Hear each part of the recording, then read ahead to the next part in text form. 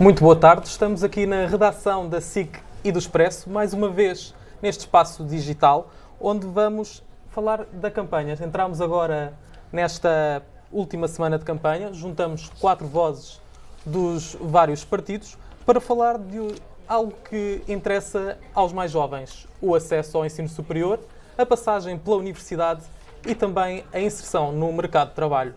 Comigo tenho o Alexandre Poço, Presidente da Distrital de Lisboa da JSD e candidata às legislativas.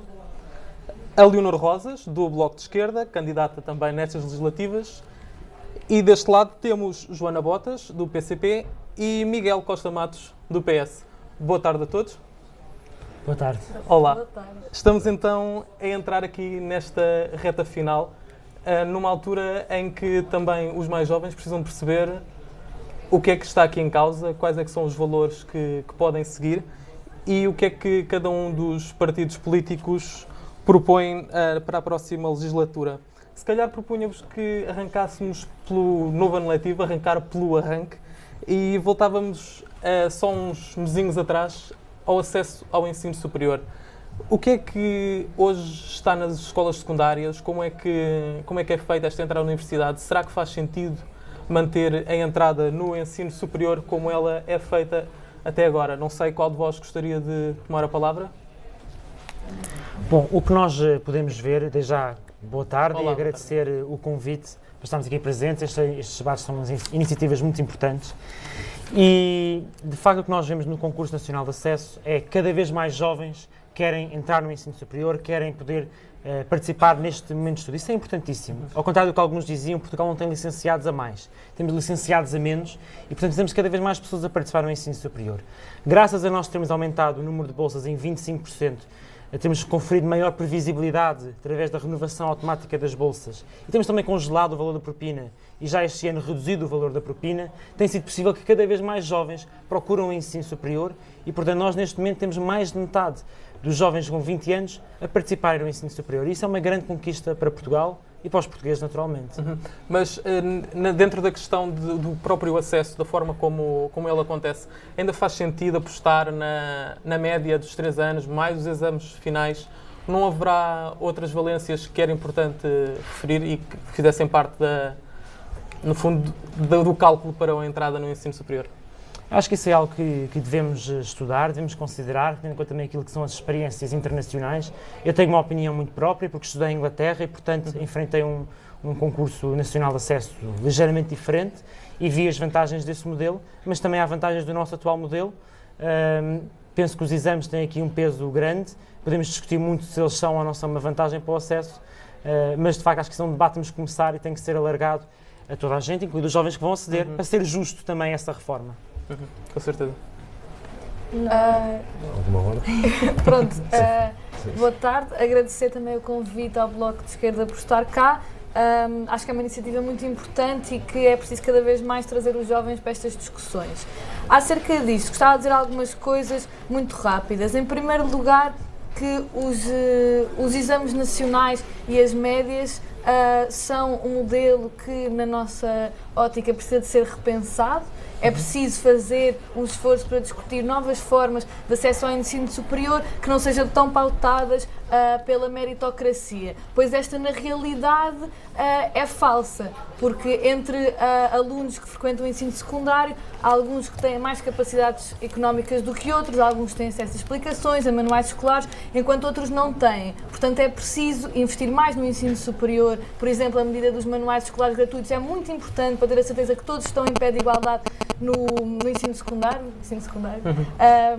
É através destas medidas que se torna o ensino secundário mais justo e que assim se abre o caminho para todo um sistema educativo mais justo. Depois acho que, para além desta questão que é preciso ser repensada, é preciso também pensar que o acesso ao ensino superior não passa só por ter uma boa média na faculdade, no ensino secundário, não passa só pelos exames nacionais, que já agora dão um peso excessivo a 90 minutos de avaliação, quando na verdade os alunos passam por 3 anos de secundário que devem ser mais valorizados. Acho que é preciso pensar que o acesso ao ensino superior também tem uma forte componente socioeconómica, que é que existem pessoas que são automaticamente excluídas do ensino superior por não poderem pagar os custos de frequência, quer seja propina, habitação, transportes e todos os outros preços inerentes à frequência.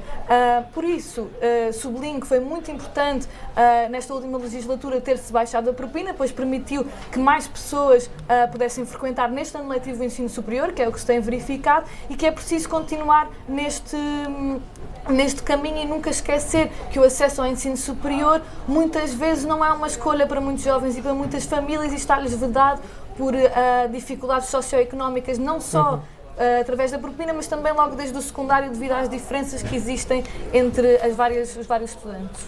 Alexandre, como é que o PSD olha para esta questão? Em primeiro lugar, cumprimentar-vos a todos e também dar um cumprimento especial a quem nos acompanha via redes sociais e o website do Expresso e da SIC Notícias. Dizer-vos que eu penso que nós temos aqui de pensar o que é que nós queremos no longo prazo. E o que nós queremos no longo prazo é que exista uma maior formação da nossa geração. Ou seja, Portugal tem vindo a corrigir ao longo das últimas décadas um atraso educacional. Hoje, a nossa geração, nós temos mais qualificações, mas hoje coloca-se, e tem sido uma área que nós temos abordado bastante, coloca-se em cima da mesa o tema da escola do futuro. Ou seja, nós temos de pensar o que é que a nossa geração quer da economia, o que é que a nossa geração quer que a educação faça para melhorar a situação profissional quando sai do trabalho. E o ensino secundário está intimamente ligado a este pormenor.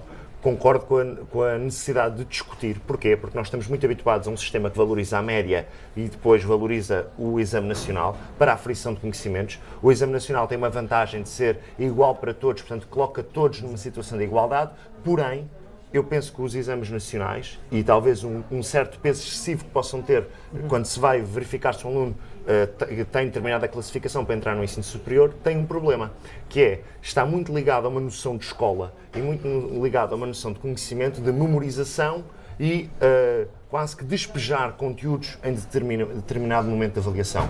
Nós concordamos que é necessário ir avaliando ao longo dos anos de escolaridade obrigatória o conhecimento, mas hoje em dia colocam-se desafios enormes e os desafios que se colocam hoje se calhar irão necessitar de jovens com maior criatividade, com maior capacidade de trabalhar a equipa, com maior capacidade de inovar, e isso faz-nos pensar que se calhar nós temos de criar no ensino secundário percursos mais flexíveis. Poderíamos até equacionar a possibilidade, por exemplo, no ensino secundário, de ter um sistema de créditos ou de as áreas poderem ser mais interligadas, ou seja, a possibilidade de a pessoa poder fazer determinado regime curricular, mas com a possibilidade de escolher disciplinas de outro curso que esteja a frequentar no ensino secundário, e, portanto, eu penso que o grande objetivo será alargar a base de captação de alunos do ensino secundário. Necessitamos ter mais pessoas qualificadas, porque continua a ser um desafio enorme para o nosso país, e para isso, se calhar temos de equacionar a própria forma de pensar, e para criar essa tal escola do futuro, nós temos de valorizar não só a memorização, mas temos de valorizar o conhecimento que é aprendido por vias mais práticas, maior criatividade, maior ligação aos conteúdos digitais, à robótica, à inteligência artificial, porque nós muitas vezes ouvimos de que Portugal não se industrializou. Portugal perdeu uma oportunidade com a Revolução Industrial. Mas hoje nós temos daqui, a nossa geração tem essa responsabilidade, daqui por 20, 30 anos, dizer que Portugal digitalizou-se. E para se Portugal digitalizar, nós precisamos de também, no percurso dos anos de escolaridade obrigatória, fazer esse percurso de criar as condições para que a nova geração tenha mais criatividade, mais conhecimento e não seja única e exclusivamente a sua avaliação aferida por uma prova de avaliação. Mas os objetivos terão de ser sempre traçados consoante aquilo que nós queremos que a nossa economia seja. E aquilo que nós queremos que a nossa economia seja é uma economia em que as pessoas contribuem para conhecimento, inovação, valor acrescentado, porque é esse o modelo que nos irá aproximar da União Europeia. Passo então a palavra à Joana. A visão, não sei se vai ao encontro do que os outros intervenientes falaram. Como é que o PCP olha para esta questão do ensino superior, para uma possível mudança no seu acesso e quais os desafios que todos temos? Boa tarde a todos. A CDU já tem vindo a falar desta questão há muitos anos e apraz-nos muito saber que finalmente mais gente concorda connosco com a necessidade de repensar essa entrada. Nós somos contra a existência de exames nacionais de acesso ao ensino superior porque, ao contrário do que aqui foi dito, não é uma forma de igualdade. Porque um estudante que está numa escola onde chove dentro da sala de aula não é igual a um estudante que tem todas as condições. Um estudante que passa frio no inverno não é igual a um estudante que não passa. E nós ainda temos, neste momento, um grande desinvestimento, não é? E era preciso fazer, e é isso que a CDU defende, não é? Que haja um investimento na educação, sobretudo no ensino secundário, na questão de obras que muitas escolas precisam, de materiais, e consideramos que os exames não são de todo uma boa forma de fazer esse acesso ao ensino superior. Até porque, e não se fala muito disto, cria uma desigualdade até com os próprios alunos do ensino profissional, que não têm a preparação igual para as disciplinas que são necessárias, não é?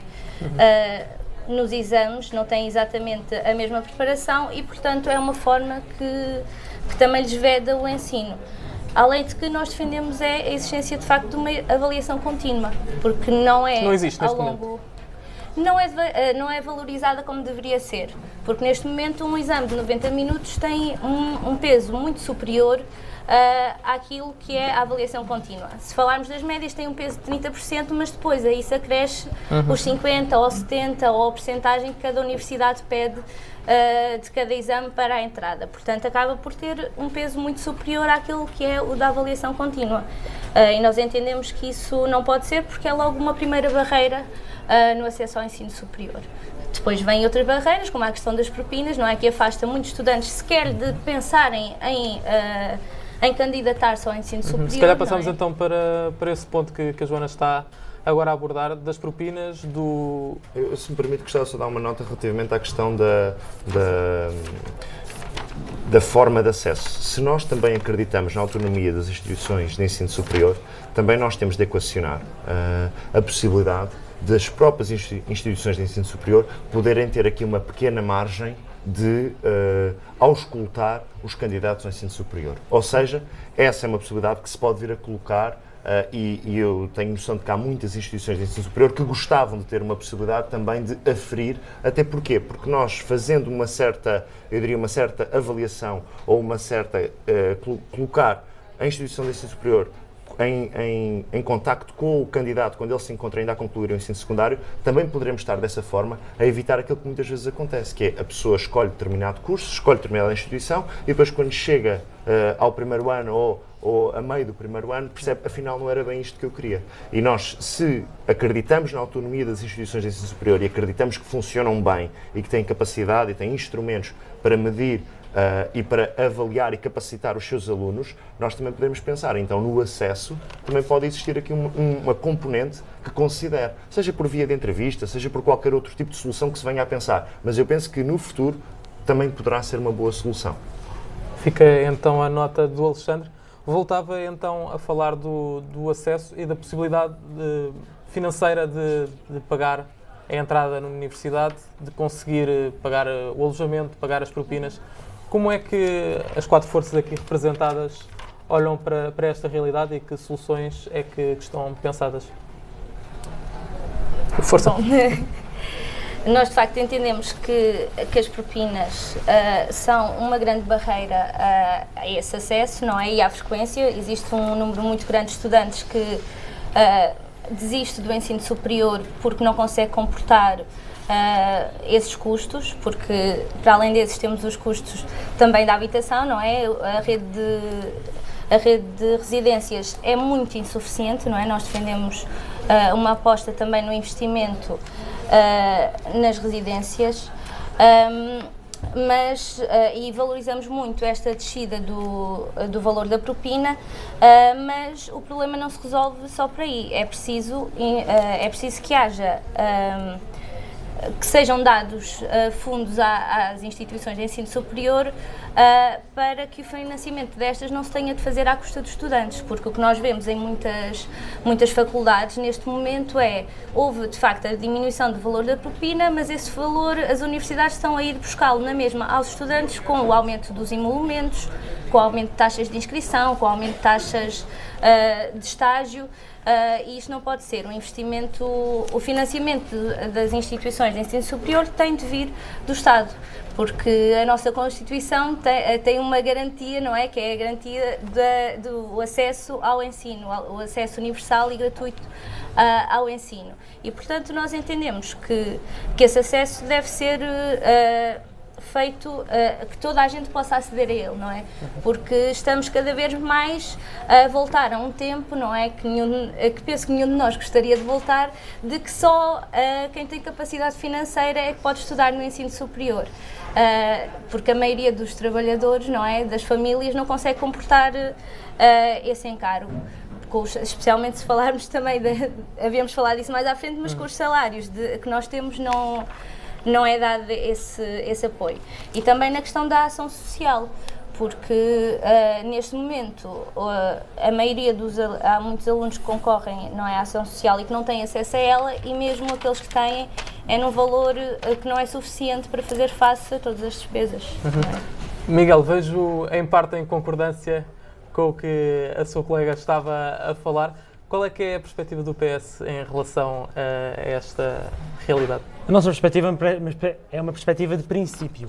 Nenhum estudante deve ficar excluído do ensino superior por insuficiência económica. E a partir daí temos que fazer uma análise simples. Primeiro, há a primeira propina. Da parte da Juventude Socialista, nós defendemos que a propina deve ser 0 no primeiro ciclo e que devemos limitar a propina nos mestrados. Aliás, o programa do Partido Socialista prevê que, pelo menos uma parte dos mestrados já possam ter um limite de propinas, porque isso é fundamental para garantir mais acesso aos mestrados. E já nesta legislatura foi possível congelar e reduzir a propina. Mas também temos uma segunda propina, isso é muito importante. Começámos a falar desta segunda propina, que é o custo da habitação. O custo de termos um quarto enquanto estudamos. E se é verdade que nesta legislatura foi possível repor as camas que o PSD e o CDS cortaram na sua legislatura, e foi possível também aumentar o complemento que é dado aos estudantes que recebem bolsas para eles poderem aceder ao ensino superior, também é verdade que é preciso começarmos a construir camas nas residências universitárias, e nós já começámos os projetos para, nos próximos 2 anos, termos 8.000 camas a começarem obras, para, no final da legislatura, termos mais 12.000 camas de residências universitárias. Isto é fundamental para que um estudante possa ter a maior certeza de que tem uma capacidade de enfrentar os custos do ensino superior. E uma terceira proposta que aqui a Juventude Socialista conseguiu que o Partido Socialista aderisse foi que, quando a pessoa está no ensino secundário e vai para o ensino superior, ter a garantia de que, se já é bolseiro no ensino secundário, também vai ter essa bolsa no ensino superior. Isso dá uma outra certeza, uma outra confiança para podermos enfrentar aquilo que é o desafio do ensino superior e todos os seus custos. Sendo que, naturalmente, depois precisamos de mais bolsas e tudo isso. Alexandre, o PSD andou a cortar camas? Não andou. O Miguel dizia. Não andou a cortar camas, não é? Ou seja, houve um contexto económico, houve um contexto social que fez com que menos pessoas entrassem no ensino superior, mas também existia um fator, é de que até a uma valorização e até ao boom que nós assistimos no mercado imobiliário, nós tínhamos muitos estudantes que não escolhiam muitas vezes residências estudantis. Nós recuarmos a 2013, 2014, nós encontramos residências estudantis, não diria vazias, mas ainda com vagas para camas. O que é que aconteceu a partir de 2015, 2016? E é aí que nós somos muito críticos da resposta que este Governo deu na igualdade de oportunidades de acesso ao ensino superior. O Governo diz, e fez este ano, uma redução de 20 euros por mês da propina. Mas se nós formos pensar num estudante deslocado de Bragança, da Guarda, do Castelo Branco, que vá para Coimbra, que vá para o Porto, que vá para Lisboa, encontra-se confrontado com um aumento das rendas para ter um quarto que no Porto anda na casa dos 450, 500 euros, em Lisboa poderá chegar aos 600 euros e, portanto, o Governo fez uma opção. O Governo preferiu baixar a propina para todos e preferiu estar 4 anos a fazer anúncios e planos nacionais de alojamento do ensino superior, conseguindo no final da legislatura um pequeno acréscimo do número de camas, e agora apresenta-se a eleições o Partido Socialista com uma promessa de mais 12 a 13 mil camas em 4 anos. E, portanto, nós muitas vezes temos a ter a capacidade de perceber o que é que está a falhar. O Governo teve a resposta de baixar a propina. Nós entendemos que para melhorar verdadeiramente a igualdade de oportunidades e o acesso ao ensino superior, nós teríamos tido outra prioridade. A nossa prioridade tem a ver necessariamente com a resposta da habitação, por isso propomos que no imediato se contratualize com IPSS, com a Santa Casa da Misericórdia, com autarquias, a possibilidade de disponibilizarem camas, porque não faz sentido nenhum que, existindo camas disponíveis para estudantes deslocados na proximidade de uma faculdade ou de um politécnico, que um estudante não possa, através de um acordo de parceria entre a instituição, a autarquia, aceder a essa cama. Somos defensores aqui de um princípio pragmático para resolver um problema em que o Estado, o privado e o setor social são chamados a resolver um problema dos estudantes, mas, por outro lado, também entendemos que é necessário construir mais residências. Temos alguma dificuldade em perceber como é que, durante 4 anos, o acréscimo de camas é diminuto. Nós hoje temos camas para 12% dos 113 mil estudantes deslocados cá em Portugal, e agora temos uma promessa que começou a surgir muito em cima destas eleições, de que nos próximos 4 anos vamos ter 13 mil camas, quando o acréscimo nesta legislatura foi diminuto. E, portanto, o que nós temos de pensar é a nível de prioridades. Nós entendemos como prioridades dar resposta a este tipo de situações. O Governo, e esta solução apoiada pelo Bloco de Esquerda e pelo PCP, entendeu que a solução seria baixar a propina para todos. Nós temos uma visão de, acima de tudo, dar resposta a quem mais necessita. Outra proposta que a JST tem vindo a discutir é a possibilidade de, por exemplo, um aluno deslocado de uma zona com menor poder de compra, que vá para, nomeadamente, para um centro urbano, que tem um custo de vida mais caro, a possibilidade do apoio social ser maior para esse aluno. Nós temos de ter, acima de tudo, soluções concretas que resolvam as situações no terreno. E no terreno estão as pessoas que têm de pagar o alojamento, têm de pagar os materiais escolares, têm de pagar o custo de frequentar o ensino superior. E aí a nossa maior divergência é fazer uma medida que tem um ar simpático e popular para todos, mas que continua a prejudicar alunos, nomeadamente alunos deslocados, que não têm condições de ir para o ensino superior, porque os pais não conseguem pagar um quarto de 500, 600, 700 euros nos grandes centros urbanos. Fica a nota. Leonor, eu prometo que vou já ter consigo. Vou só aqui ainda ao Miguel, porque ouvi o Miguel aqui ao meu lado a dizer isso é falso, isso é falso. O que é falso? Não, é muito fácil agora virmos dizer que devia ser feito em 4 anos de estudo e que era possível, de repente, arranjar milhares de camas. Só que o que o Alexandre esquece, e se calhar porque é de gestão, mas falta-lhe outras bases, é que fazer uma obra envolve tempo, envolve fazer um projeto, e por isso envolve começar coisas, com parcerias. envolve responder imediato com parcerias, mas aquilo que é o vosso legado é de destruição de camas de residências públicas. Aquilo que já tem sido possível fazer é, o Estado coloca todos os seus edifícios devolutos ao serviço de construir residências e construir habitação acessível e disponibilizar os fundos da Segurança Social e mobilizá-los para construir residências. As camas já aumentaram 600 camas, mas quantas é que já estão em obra? É que uma obra para construir uma residência demora 3 anos. E porquê é que demoraram 3 anos a chegar à conclusão que tinham de fazer qualquer coisa? Não é chegar à conclusão que tínhamos de fazer qualquer coisa, as obras já estão em curso. E, portanto, é muito fácil falar que já tudo devia ter sido feito. Mas nós colocamos a prioridade e estamos a fazer. E vocês, o vosso legado é realmente redução. Miguel, e isso é que não conseguem desmentir às pessoas. Eu sei que neste ponto, eu sei que é difícil para vocês, porque são o governo do tudo promete, tudo dá, tudo devolve. E, portanto, é o governo das boas notícias. E, portanto, eu sei que é difícil nós sermos confrontados. Mas eu penso que é tempo. Eu penso que é tempo de nós deixarmos de julgar tanto o passado e falar mais de futuro. Porquê? Porque o passado, 2015, já foi julgado e foi julgado nas urnas em 2015. Mas o que tu não gostas de falar é sobre o futuro. Não, precisamente sobre o futuro. Eu falo sobre o futuro e sobre o futuro, a mim faz-me dificuldade perceber como é que, conseguindo fazer 600 camas em 4 anos, agora prometem cerca de mais 13 mil. Quando até o básico que era fazer protocolos, parcerias, e não construção, como estás a dizer, que era fazer parcerias com quem está no terreno, quem já tem possibilidade de oferecer camas, não foi feito. Ou melhor, foi feito no fim da legislatura, depois de muita pressão, muitas propostas, depois até da JST ter tido a necessidade de, numa campanha, colocar o Largo do Rato a arrendar para chamar a atenção a este problema. Isto é anterior a isso e tu sabes isso, mas podes surfar a onda, estás à vontade. Surfa a onda à vontade. Surfando a onda e pensando que há um certo apelo pelos grandes centros urbanos e pelo litoral, desafiava a Leonor a pegar nesta questão, na questão do apelo dos grandes centros urbanos. Os custos da habitação são muito mais elevados. O que é possível fazer para que os jovens se interessem também por espaços universitários e politécnicos fora do litoral, no interior do país, por exemplo? Eu gostava só de responder antes à pergunta que tu tinhas colocado, porque não tive tempo para responder por causa aqui da troca de ideias entre os meus colegas.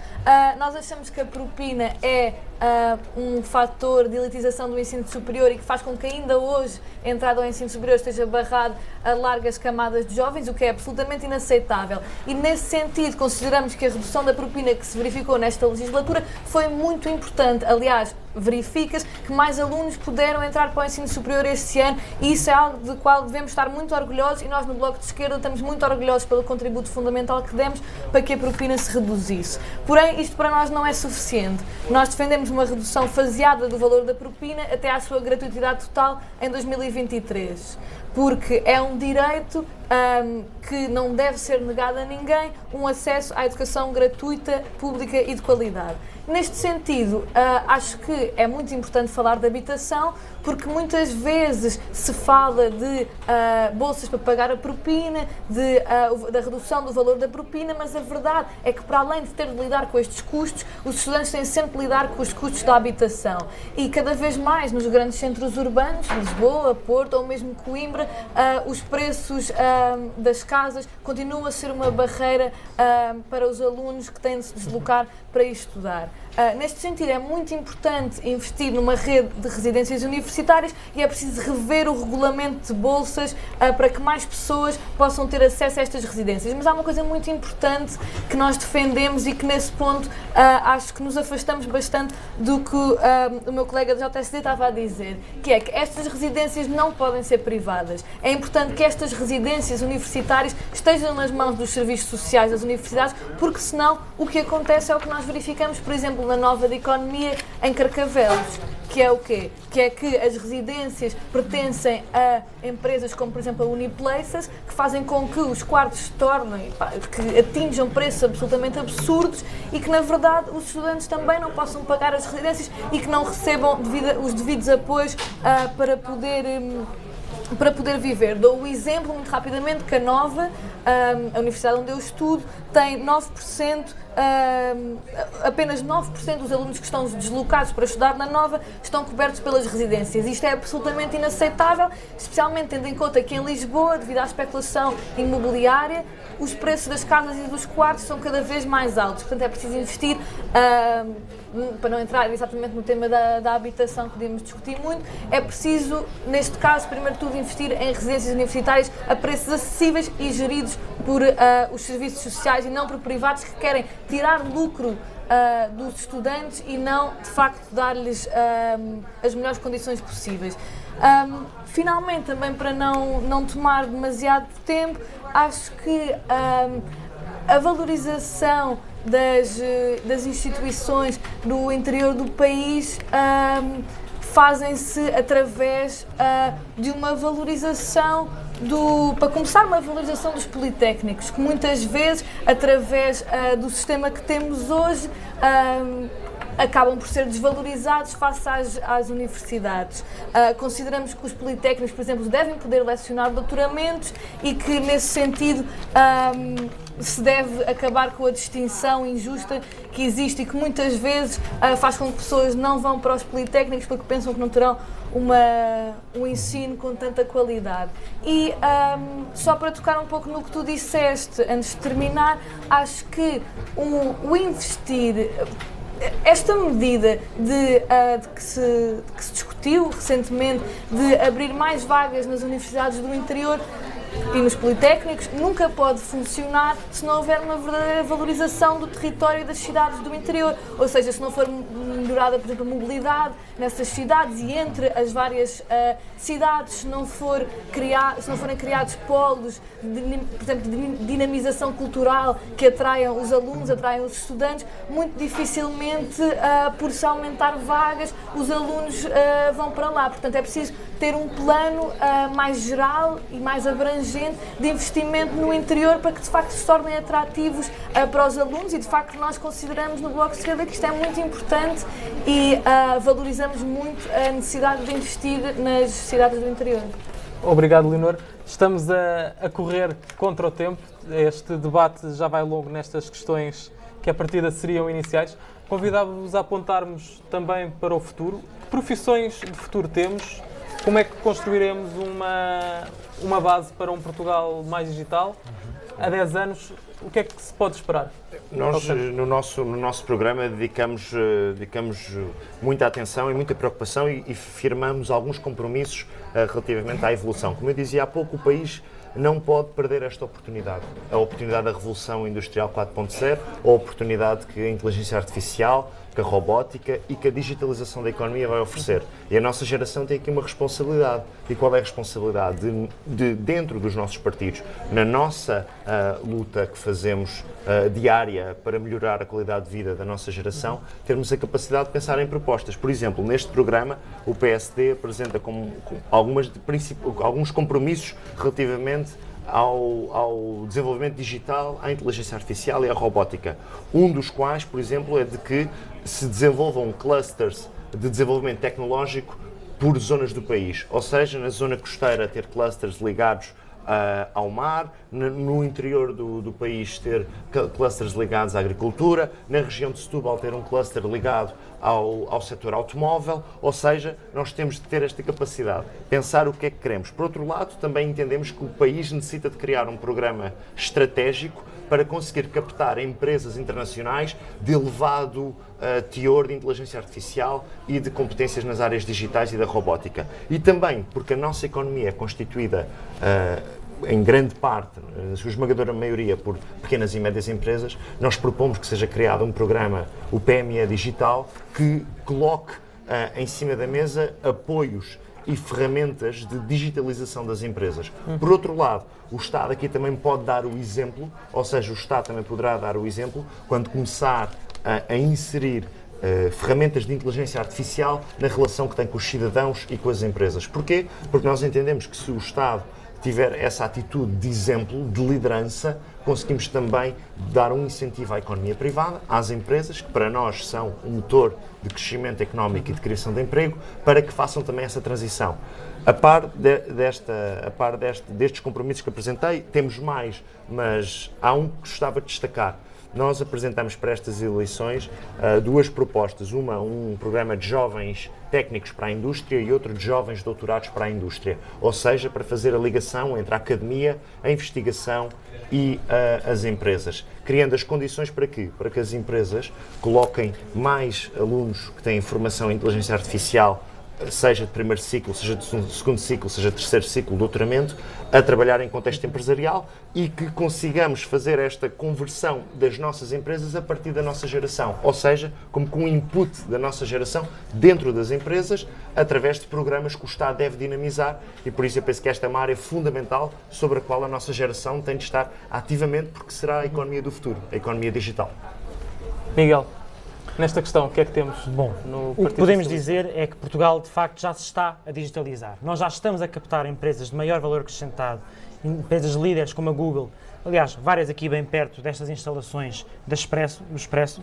Já temos um programa que apoia as PMEs a digitalizarem-se, a criarem sites, e a verdade é que precisamos de alargar esse programa para que mais empresas possam, de facto, ir para o comércio eletrónico, possam adotar as tecnologias 4.0. Nós já temos a administração pública a implementar a inteligência artificial e precisamos estender essas experiências mais e procurar modernizar ainda mais a administração pública. Já temos o programa de jovens técnicos da indústria também.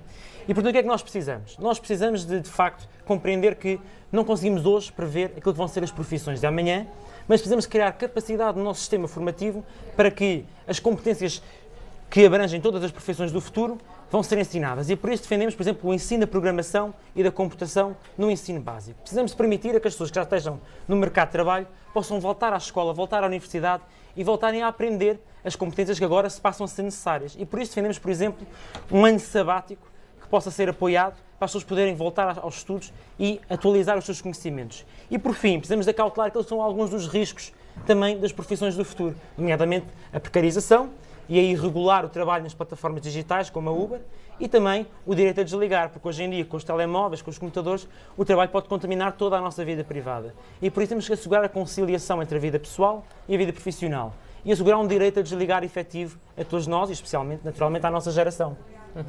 Obrigado. Vamos então aqui ao PCP. Como é que olha para estas questões do futuro? Pedia-lhe que fosse, à semelhança do Miguel, sucinta, para conseguirmos também ainda ouvir a Leonor, por favor. Eu, para já, acho que que esta preocupação para a maioria dos trabalhadores e dos jovens trabalhadores é a mínima preocupação. Claro que nós temos de pensar no futuro e pensar como é que como é que este desenvolvimento da tecnologia vai influenciar, e que nós achamos que deveria influenciar a melhoria das condições de trabalho, não é? E de facto a automatização e a substituição de algum trabalho que é mais penoso, mas eu quando falo com os trabalhadores, e nós na CDU vamos muito à fala com os trabalhadores, não só em período eleitoral, esta não é a preocupação que está na cabeça dos jovens trabalhadores. A preocupação é entrarem no mundo do trabalho e não terem acesso a um contrato de trabalho. É o facto de, a maioria das vezes, estarem a receber o salário mínimo, que é muito insuficiente, não é? Nós defendemos o aumento, o aumento geral dos salários, não é? Porque não é só o salário mínimo que é baixo, mas do salário mínimo para os 850 euros. E posso garantir que essa é uma coisa que todos os trabalhadores com quem falo sorriem, mesmo que não digam mais nada, mas sorriem quando ouvem falar, porque de facto é impossível viver-se com o salário mínimo que temos.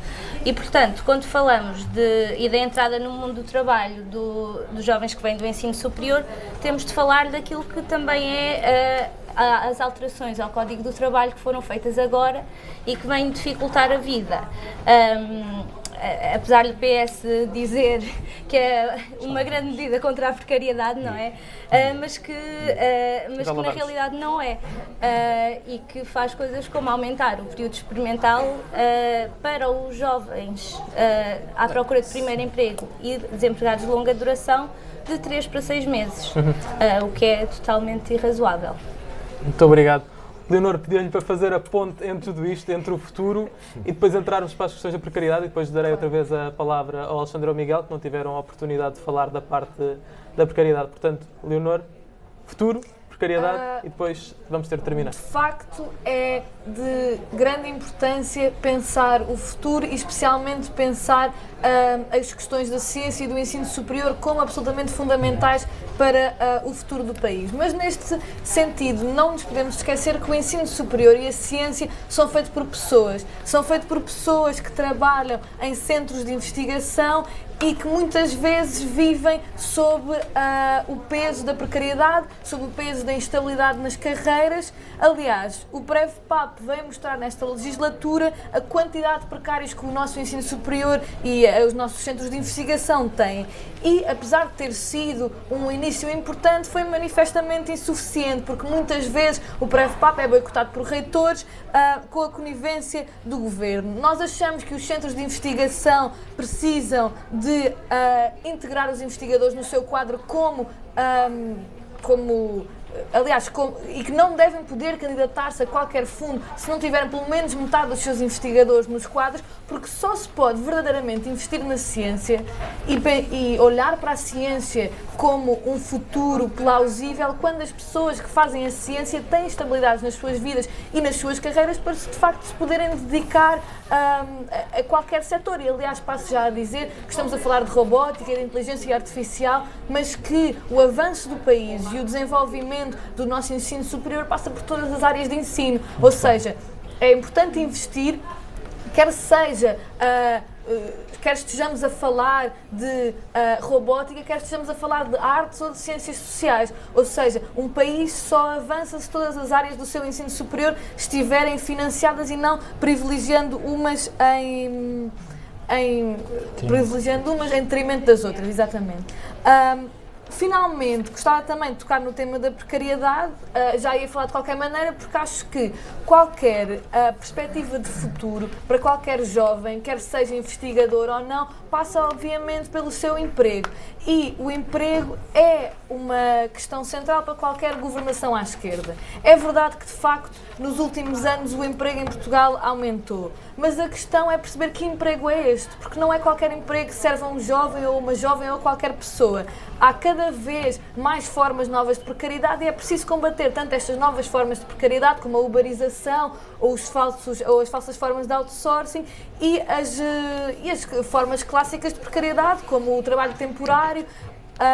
Por exemplo, para os jovens, para vermos o quanto este é um tema premente para a vida dos jovens, 22% têm contratos precários, 2/3 da juventude trabalhadora não tem um contrato permanente, metade das novas contratações são a prazo. Isto é uma coisa que muito afeta a vida dos jovens e que é preciso debater. Para além do aumento mínimo, do aumento do salário mínimo nacional, que nós defendemos que deve aumentar para 650 euros já em janeiro de 2020 e depois ir aumentando ao longo da legislatura a um ritmo maior do que o desta legislatura, é preciso combater as desigualdades salariais, instituindo um leque salarial para que ninguém ganhe abaixo nem acima dele. É preciso restringir a utilização dos contratos a prazo que inserem tanta instabilidade e tanta incerteza na vida dos e das jovens que entram no mercado de trabalho ou que começaram a trabalhar há pouco tempo, e é preciso também, isto é muito importante e muitas vezes, como é uma questão nova, é muito deixada para trás, é preciso regularizar as novas plataformas digitais como a Uber e a Cabify, em que cada vez mais gente trabalha, muitas vezes até, por exemplo, para suportar custos de frequência do ensino superior. É preciso que estas plataformas partilhem as responsabilidades no plano laboral e no plano da proteção social. E é claro também, só para terminar, é preciso reforçar a contratação coletiva como forma essencial de dar estabilidade à vida de quem trabalha. Obrigado, Leonor. Já estamos mesmo em cima. Se isto fosse televisão linear, seria totalmente impossível o tempo que já tivemos a mais. Passava só a palavra 1 minuto a cada um de vocês para a questão da precariedade e depois temos mesmo de fechar este espaço de debate. Relativamente aos fenómenos de subemprego e de precariedade, que são inegáveis na nossa sociedade e em particular que afetam muito a nossa geração e todos aqueles que estão a começar o emprego, nós entendemos como fundamental seguir as melhores práticas da OCDE. E aquilo que as melhores práticas da OCDE nos dizem é de que Portugal tem um mercado excessivamente dual, ou seja, temos um mercado que tem uma realidade para trabalhadores efetivos ou trabalhadores sem contrato a prazo e trabalhadores com contrato a prazo. O que nós temos de fazer, e isso deve ser uma prioridade nos próximos anos, é diminuir este fosso e caminhar no sentido em que só exista um contrato de trabalho, ou seja, não existe um contrato de trabalho a prazo e um contrato de trabalho permanente. E isto deve ser uma prioridade porque a OCDE insistentemente tem vindo a referir de que o nosso mercado de trabalho e coloca muitos jovens e coloca muitos trabalhadores com baixas qualificações nesta situação dos contratos a prazo. E, portanto, como prioridade, e é isso que o PSD defende, é de que se aposte no diálogo entre empregadores e entre colaboradores e que se caminhe no sentido em que o nosso mercado de trabalho tenha a possibilidade de empregar todos do ponto de vista permanente e, em particular, os jovens que não sejam excluídos deste mercado de trabalho que nós queremos para o futuro. Muito obrigado, Alexandre. Miguel, para concluir. Em primeiro lugar, desmonta-se o economês da intervenção do Alexandre e percebe-se que sabe-se do repousado e a conversa toda é para flexibilizar os despedimentos e tornar mais fácil de despedir. Portanto, o repousado acaba por ser amargo. Sobre esta legislatura, fizemos uma reforma das leis laborais que permitiu, de facto, diminuir a precariedade. Os jovens já não podem ser contratados em contratos a prazo por serem jovens à procura do primeiro emprego e, de facto, esta questão do período experimental, podem no primeiro emprego ter um período experimental de 6 meses, que já era o caso se fossem com um emprego qualificado, mas depois no segundo emprego isso já passa aos 3 meses como anteriormente. E, na verdade, o que se fez foi reduzir, por exemplo, o número de vezes que se pode renovar e a quantidade de tempo que se pode estar num contrato a prazo. E também os estágios do IFP, que eram estágios apoiados pelo Estado, antigamente apoiavam muito em contratos precários e hoje em dia já quase que só apoiam contratos permanentes. E, portanto, parece-me que o balanço desta legislatura é não só mais emprego, como também melhor emprego em termos de salários e 320 mil novos contratos sem termo. É muito positivo. E na próxima legislatura vamos continuar este caminho de reduzir a precariedade, melhorar os salários, não só o salário mínimo, mas também todos os salários, porque todos nós, mesmo que não estamos a receber o salário mínimo, sabemos que os salários em Portugal são pequenos e precisamos de os aumentar e, por isso, mais e melhor emprego é o segredo para no futuro termos também mais jovens da nossa geração a poderem se fixar cá em Portugal e a realizarem o seu projeto de vida cá em Portugal. Isso é que é o fundamental. O combate à fuga de cérebros de que tanto se fala. Exatamente. Chegámos mesmo ao final deste debate. Há que agradecer a todos, fazer um pequeno resumo do que falámos aqui. Falámos do acesso ao ensino superior, da vivência nas universidades e dos principais desafios de uma nova geração. Muito obrigado. Regressamos aos debates ainda nesta última semana de campanha eleitoral. Obrigado. Obrigada. Obrigado.